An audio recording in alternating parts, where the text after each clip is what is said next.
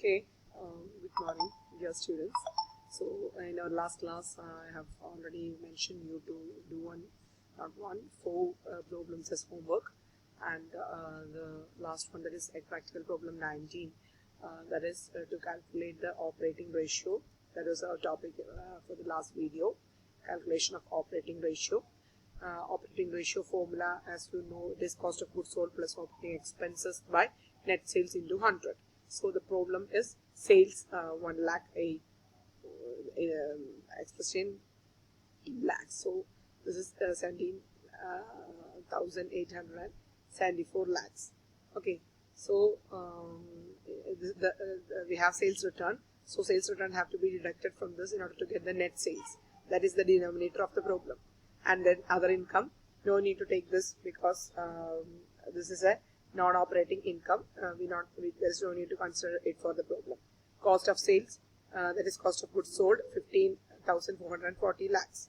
Okay, that have to be included in the numerator along with the operating expenses. Then administration and selling expense, 1,843 lakhs. So this is also an operating expense. Okay, that have to be added in the numerator. Depreciation 63 lakhs. Depreciation is also a part of operating expense because we are incurring depreciation because the machineries and vehicles or something like that, the fixed assets are utilizing for the production purpose. That is the reason why depreciation is causing. So depreciation is also treated as operating expense that have to be added to the numerator. Okay, then interest expenses, that is interest paid on some kind of loans and all. So in the bracket itself they mentioned that it is non-operating expense, and there is no need to take this item because we are not considering non-operating incomes as well as non-operating expenses. Okay, so let's move on to the solution. As far as we discussed, operating ratio is equal to cost of goods sold plus operating expenses by net sales into 100. Here cost of goods sold is 15,440 lakhs plus operating expenses. This is administration and selling expenses of 1,843 lakhs plus 63. This is depreciation that I have already mentioned. Depreciation is an operating expense, need to include in the numerator. So the total is 17,346 is the numerator of the formula. Then we have to find net sales, that is total sales is 17,874. We have to deduct the return of 4 lakhs, that is deducted from this sales. You get net sales, that is 17,870 lakhs. So you can apply this numerator, that is 17,346 divided by 17,870 into 100. You will get 97.07%. Here the operating ratio is 97.07%. Here the interpretation is operating ratio is higher than the standard. Standard operating ratio is between 75% to 85%. So here it is 97.7%. That means for every 100 rupees sales, 97.07 is cost of goods sold and operating expenses. എത്ര കൂടുതലാണ് അല്ലെ? 100 രൂപയിൽ 97 രൂപയോളം എന്താണ് ഇത് cost of goods sold operating എക്സ്പെൻസുമായിട്ട് ചെലവാണ്. അപ്പോൾ ബാക്കി എത്രയാണ് ഓപ്പറേറ്റിംഗ് പ്രോഫിറ്റ് ഉള്ളൂ? വെറും 2.93 rupees ആണ് എന്തുള്ളൂ? ഓപ്പറേറ്റിംഗ് പ്രോഫിറ്റ് ഉള്ളൂ. So it is very evident that operating ratio is not at all satisfactory. This is the interpretation. For every problem in management accounting, you have to write the interpretation. Merely calculating the formula will not give you the full mark. You have to write the interpretation of the problem. Okay. With this, I am concluding that homework, and rest of the homework will be discussed in the next videos. Now we are moving on to the next ratio coming under the profitability ratios, under the subheading profitability ratios based on sales. Under this heading, we have studied gross profit ratio, then operating ratio and operating profit ratio. Now the next ratio is expense ratio. Expense ratio is actually the breakup of operating ratio. നമ്മൾ നേരത്തെ കണ്ടില്ലേ operating ratio, അതിനെ തന്നെ piece ആക്കിയിട്ട് വെക്കുന്നതാണ് ഈ expenses ratio. So ഇവിടെ ഈ എക്സ്പെൻസ് റേഷ്യോകളൊക്കെ കൂടി ആഡ് ചെയ്ത് കഴിഞ്ഞാൽ we will get operating ratio. അപ്പോൾ നമുക്ക് ആവശ്യമായിട്ടുള്ള എക്സ്പെൻസിനെ നമ്മൾ എന്ത് ചെയ്യുന്നു? ഒറ്റയ്ക്ക് കണ്ടുപിടിക്കുന്നു. ഓപ്പറേറ്റിംഗ് റേഷ്യോ എന്ന് പറയുമ്പോൾ കോസ്റ്റ് ഓഫ് ഗുഡ്സ് സോൾഡും അതുപോലെ എന്താണ് എല്ലാ ഓപ്പറേറ്റിംഗ് എക്സ്പെൻസസും കൂടെ ആഡ് ചെയ്തിട്ട് ഒരൊറ്റ റേഷ്യോ ആയിട്ടാണ് കാണുന്നത്. ഇവിടെ ഈ കോസ്റ്റ് ഓഫ് ഗുഡ്സ് സോൾഡിനെ ഒറ്റയ്ക്ക് കാണുന്നു, ഓപ്പറേറ്റിംഗ് എക്സ്പെൻസസ് ലൈക്ക് എന്താണ് ഓഫീസ് എക്സ്പെൻസസ് അത് ഒറ്റയ്ക്ക് കാണുന്നു, അഡ്മിനിസ്ട്രേഷൻ എക്സ്പെൻസ് ഒറ്റയ്ക്ക് കാണുന്നു, സെല്ലിംഗ് എക്സ്പെൻസ് ഒറ്റയ്ക്ക് കാണുന്നു, ഫിനാൻസ് എക്സ്പെൻസ് ഒറ്റയ്ക്ക് കാണുന്നു. ഇതൊക്കെ ഒറ്റയ്ക്ക് കാണുന്നതാണ് എക്സ്പെൻസ് റേഷ്യോസ്. ഇതൊക്കെ കൂടി ആഡ് ചെയ്ത് കഴിഞ്ഞാൽ നമുക്ക് എന്ത് കിട്ടും? ഓപ്പറേറ്റിംഗ് റേഷ്യോ കിട്ടും.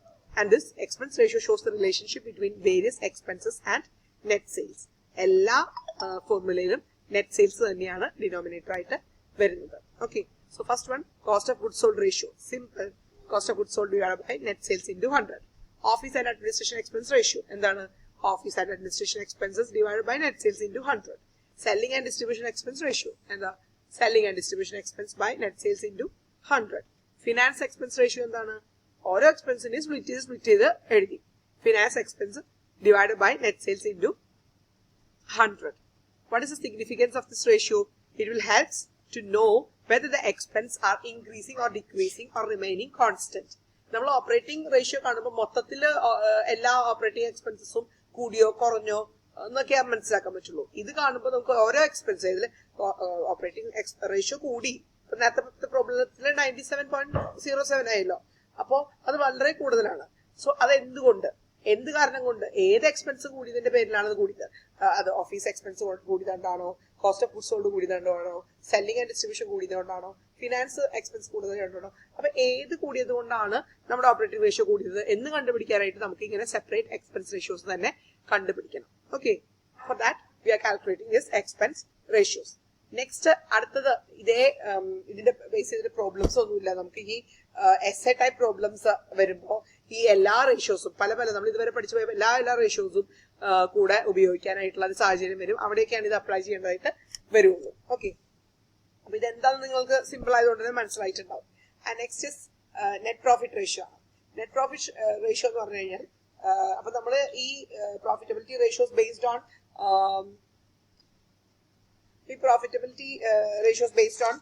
സെയിൽസിൽ നമ്മൾ കണ്ടത് gross profit ratio, operating profit ratio, ഇപ്പൊ എക്സ്പെൻസ് റേഷ്യോയും കണ്ടു. ഇനി അടുത്തതാണ് net profit ratio. Shows the relationship between net profit and net sales. അപ്പൊ നെറ്റ് പ്രോഫിറ്റ് എന്താണ്?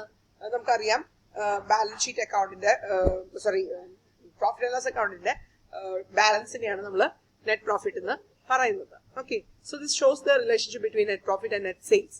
ഇതെന്താ ചെയ്യുന്നത്? Overall profitability of the company measure ചെയ്യാണ് ചെയ്യുന്നത്, കമ്പനിയുടെ മൊത്തത്തിലുള്ള പ്രോഫിറ്റബിലിറ്റി. ഈ നെറ്റ് പ്രോഫിറ്റ് റേഷ്യോ കാണാനായിട്ട് നെറ്റ് പ്രോഫിറ്റ് തന്നെ രണ്ട് രീതിയിൽ കാൽക്കുലേറ്റ് ചെയ്യാം. അത് നമ്മളുടെ പർപ്പസ് എന്താണോ അതിനനുസരിച്ച് നമുക്ക് ഏത് രീതി വേണമെന്നുള്ളത് ഡിസൈഡ് ചെയ്യാം. അതായത് PBT, that is profit before tax, tax കുറയ്ക്കുന്നതിന് മുൻപുള്ള നെറ്റ് പ്രോഫിറ്റ് എടുക്കാം, divide by net sales into 100.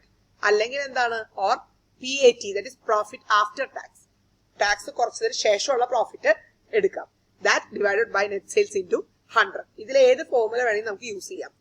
PBT എടുക്കുമ്പോൾ അത് എന്താണ്? അതായത് മാനേജറിയൽ എഫിഷ്യൻസി അറിയാൻ വേണ്ടിയിട്ടാണ് PBT നമ്മൾ യൂസ് ചെയ്യുന്നത്. അതായത് ടാക്സിന് മുന്നുള്ള പ്രോഫിറ്റ് വെച്ച് ഈ നെറ്റ് പ്രോഫിറ്റ് റേഷ്യോ കാണുന്നത്. PAT എടുക്കുന്നത് എന്താണ്? ടാക്സിന് ശേഷമുള്ള പ്രോഫിറ്റ് എടുക്കുന്നത് എപ്പോഴാണ്? ഓണേഴ്സിന് അറിയണം ഞങ്ങൾക്ക് എത്ര കിട്ടും, ടാക്സ് കൂടി കൊടുത്തു കഴിഞ്ഞിട്ടുള്ള ബാക്കിയുള്ള പ്രോഫിറ്റിലല്ലേ അവർക്ക് ഷെയർ ചെയ്യാൻ പറ്റുള്ളൂ. സോ ഞങ്ങൾക്ക് എത്ര കിട്ടും. ഇനി രണ്ട് കമ്പനികൾ തമ്മിൽ കമ്പയർ ചെയ്യുമ്പോൾ ടാക്സ് കുറയ്ക്കുന്നതിന് മുൻപുള്ള വാല്യൂ കൊടുത്തിട്ട് കാര്യമൊന്നുമില്ല. ഇപ്പൊ ഞങ്ങളുടെ ശമ്പളം കിട്ടുന്ന സമയത്ത് ഞങ്ങൾക്ക് ടാക്സ് കുറയ്ക്കുന്നതിന് മുൻപുള്ള ശമ്പളം പറഞ്ഞിട്ട് വല്ല കാര്യമുണ്ടോ? ടാക്സ് എന്തായാലും ഗവൺമെന്റിക്ക് പോകുന്നത് നമ്മുടെ കയ്യിൽ കിട്ടും, നമുക്ക് ബെനിഫിറ്റ് ആയിട്ട് വരുന്നൊന്നുമില്ല. അതുകൊണ്ട് അത് കുറച്ചിട്ടുള്ളത് പറഞ്ഞാലാണ് ആക്ച്വലി നമ്മുടെ കയ്യിൽ കിട്ടുന്നത് പറയാം. അപ്പൊ അത് ഓണേഴ്സിനെ അറിയണമെങ്കിൽ നമ്മൾ അതാണ് പർപ്പസ് എങ്കിൽ you have to take profit after tax. Okay, so this is the two formula for calculating net profit ratio, and these are the two purposes, whether we have to take profit before tax or profit after tax. Okay, then ഇതിലെ components എന്താണ്? net profit and net sales തന്നെയാണ്. so net profit എന്ന് പറഞ്ഞു കഴിഞ്ഞാൽ profit and loss അക്കൗണ്ടിന്റെ final പ്രോഫിറ്റിനെയാണ് നമ്മൾ പറയുന്നത്. and net profit is getting after adjusting all the operating expenses, ഇൻകംസും ഓൾ നോൺ ഓപ്പറേറ്റിംഗ് എക്സ്പെൻസും ഇൻകംസും ഒക്കെ അഡ്ജസ്റ്റ് ചെയ്തതിന് ശേഷമാണ് എന്ത് കിട്ടുന്നത്? നമുക്ക് ഈ നെറ്റ് പ്രോഫിറ്റ് കിട്ടുന്നത്. ഇനിയിപ്പോ നിങ്ങൾക്ക് ക്വസ്റ്റ്യനിൽ ഓപ്പറേറ്റിംഗ് പ്രോഫിറ്റ് തന്നു എന്ന് വിചാരിക്കും. അപ്പോ ഓപ്പറേറ്റിംഗ് എക്സ്പെൻസും ഓപ്പറേറ്റിംഗ് ഇൻകവും അഡ്ജസ്റ്റ് ചെയ്ത് കഴിഞ്ഞു. അപ്പൊ നിങ്ങൾ ഇനി ഓപ്പറേറ്റിംഗ് പ്രോഫിറ്റിൽ നിന്ന് നെറ്റ് പ്രോഫിറ്റ് കാണാൻ എന്താ ചെയ്യേണ്ടത്? ഓപ്പറേറ്റിംഗ് പ്രോഫിറ്റിന്റെ കൂടെ നമ്മൾ നോൺ ഓപ്പറേറ്റിംഗ് ഇൻകംസ് ആഡ് ചെയ്യുക, നോൺ ഓപ്പറേറ്റിംഗ് എക്സ്പെൻസ് ലെസ് ചെയ്യുക, then you will get net profit. Okay. So non operating എക്സ്പെൻസും ഇൻകം അഡ്ജസ്റ്റ് ചെയ്ത് കഴിഞ്ഞാൽ അവസാനം കിട്ടുന്നതാണ് എന്ത് നെറ്റ് പ്രോഫിറ്റ്. ഇനി ഗ്രോസ് പ്രോഫിറ്റ് റേഷ്യോ നമ്മൾ ആദ്യം കണ്ടു. ഈ പ്രോഫിറ്റബിലിറ്റി റേഷ്യോന്റെ അണ്ടറിൽ പ്രോഫിറ്റബിലിറ്റി റേഷ്യോസ് ബേസ്ഡ് ഓൺ സെയിൽസിലെ ഏറ്റവും ആദ്യത്തെ ഗ്രോസ് പ്രോഫിറ്റ് റേഷ്യോ ആയിരുന്നു. ഇത് ട്രേഡിംഗ് ആക്ടിവിറ്റീസിന്റെ എഫിഷ്യൻസി മെഷർ ചെയ്യാനാണ് ഗ്രോസ് പ്രോഫിറ്റ് റേഷ്യോ കാണുന്നത്. പക്ഷെ നെറ്റ് പ്രോഫിറ്റ് റേഷ്യോ എന്താണ്? ഇത് 2 വെയിറ്റേജ് ക്വസ്റ്റ്യൻ ഒക്കെ ആയിട്ട് ചോദിക്കാവുന്നതാണ് കേട്ടോ. Net profit ratio gross profit ratio തമ്മിലുള്ള വ്യത്യാസം എന്താണ്? നെറ്റ് പ്രോഫിറ്റ് റേഷ്യോ മെഷർ ചെയ്യുന്നത് ഓവറോൾ പ്രോഫിറ്റബിലിറ്റി ആണ്. ഗ്രോസ് പ്രോഫിറ്റ് റേഷ്യോ മെഷർ ചെയ്യുന്നത് ട്രേഡിംഗ് ആക്ടിവിറ്റീസിന്റെ എഫിഷ്യൻസി മാത്രമാണ്. കമ്പനിയുടെ ഓവറോൾ പ്രോഫിറ്റബിലിറ്റി മെഷർ ചെയ്യാൻ ഉപയോഗിക്കുന്നത് നെറ്റ് പ്രോഫിറ്റ് റേഷ്യോ ആണ്. Okay, then standard net profit ratio എത്രയാണ്? 5 to 10%. ഇതിലും വിട്ട് കുറഞ്ഞു കഴിഞ്ഞാൽ വളരെ മോശം അൺസാറ്റിസ്ഫാക്ടറി സിറ്റുവേഷൻ ആയിട്ടാണ് നമ്മൾ ഇന്റർപ്രിട്ടേഷനിൽ എഴുതേണ്ടത്. കൂടിയാൽ ഓക്കെ, ബെറ്റർ, പ്രോഫിറ്റ് ആണല്ലോ, കൂടുന്നതുകൊണ്ട് വിരോധമില്ല. ദെൻ സിഗ്നിഫിക്കൻസ് എന്താണ്? This ratio has to know the return to the investors. ഓണേഴ്സിന് എത്ര റിട്ടേൺ ഓൺ ഇൻവെസ്റ്റ്മെന്റ് കിട്ടുന്നുണ്ടെന്നുള്ളത് മനസ്സിലാക്കാനായിട്ട്, അവർക്ക് ഷെയർ ചെയ്തെടുക്കാൻ എത്ര പ്രോഫിറ്റ് കയ്യിൽ കിട്ടുന്നുള്ളത് മനസ്സിലാക്കാനായിട്ട് പറ്റും. And also helps to know how much sales is left after meeting all expenses. എല്ലാ എക്സ്പെൻസ്, സെയിൽസ് നമുക്ക് 1 കോടി ഉണ്ട്, പക്ഷെ നെറ്റ് പ്രോഫിറ്റ് എത്രയുണ്ട് അതിനനുസരിച്ച് ഈ 1 കോടിയൊക്കെ അനുസരിച്ച് നമുക്കൊരു 98 കോടി എക്സ്പെൻസ് വന്നിട്ടുണ്ടെങ്കിൽ അത് മുഴുവൻ വെച്ച് 2 കോടിയായിരിക്കും നമ്മളുടെ പ്രോഫിറ്റ് വരുന്നത്. അപ്പോൾ നമുക്ക് സെയിൽസ് എത്ര ബാക്കിയുണ്ട്, എല്ലാ എക്സ്പെൻസും മീറ്റ് ചെയ്ത് കഴിഞ്ഞിട്ട് സെയിൽസിന്റെ ഒരു ഇമ്പാക്ട് എത്രത്തോളം ബാക്കിയുണ്ടെന്ന് അറിയാനായിട്ടാണ് ഇത് ഉപയോഗിക്കുന്നത്. പിന്നെ ഇന്റർപ്രിട്ടേഷൻ എപ്പോഴും higher the ratio, net profit ആയാലും ഗ്രോസ് പ്രോഫിറ്റ് ആയാലും കൂടുന്നതാണ് നമുക്ക് better profitability. So better higher net profit ratio എന്ന് പറഞ്ഞു കഴിഞ്ഞാൽ higher return to the shareholders അല്ലെങ്കിൽ ഇൻവെസ്റ്റേഴ്സ് എന്നുള്ളതാണ്. അത് തന്നെയാണ് കമ്പനിക്ക് നല്ലത്. Okay, with this I am concluding today's portion. അപ്പൊ ഇവിടെ നമ്മള് ഇതോടുകൂടി നമ്മള് profitability ratios based on sales എല്ലാം കഴിഞ്ഞു. 5 ആണ് നമ്മൾ പഠിച്ചത്. Gross profit ratio, operating profit ratio, expense ratio and net profit ratio. ഇനി അടുത്ത ക്ലാസ്സിൽ നമ്മൾ കാണാൻ പോകുന്നത് എന്താണ്? Profitability ratios based on investment ആണ്. ഓക്കെ, അതാണ് നമുക്ക് നെക്സ്റ്റ് ക്ലാസ്സിൽ കാണാനുള്ളത്. അതിന്റെ അണ്ടറിൽ നമുക്ക് റിട്ടേൺ ഓൺ ഇൻവെസ്റ്റ്മെന്റ്, അതുപോലെ return on share holders fund, return on equity capital, അങ്ങനെ 3 റേഷ്യോസ് ആണ് അതിന്റെ അണ്ടറിൽ പഠിക്കാനുള്ളത്. ഈ ചാപ്റ്റർ ഏകദേശം നമ്മൾ അവസാനിക്കാറായിട്ടുണ്ട്. പിന്നെ ലാസ്റ്റിലൊരു മാർക്കറ്റ് ടെസ്റ്റ് റേഷ്യോസ് ഉണ്ട്. അതുകൊണ്ട് കഴിഞ്ഞാൽ മെയിൻ ആയിട്ട് റേഷ്യോസ് ഒക്കെ കഴിഞ്ഞു. ഇനി നമ്മൾ ഈ പഠിച്ച റേഷ്യോസ് ഒക്കെ ഉപയോഗിച്ചുകൊണ്ട് എസ്എ ടൈപ്പ് പ്രോബ്ലംസ്, അതായത് എല്ലാ ടൈപ്പ് റേഷ്യോസും അപ്ലൈ ചെയ്യേണ്ടി വരും. അങ്ങനെ പ്രോബ്ലംസ് ചെയ്യലാണ് നമുക്ക് ഒരു ടാസ്ക് ഉള്ളത്. നമ്മൾ അടുത്ത ക്ലാസ്സുകളിലായിട്ട് ചെയ്യും. Okay, thank you.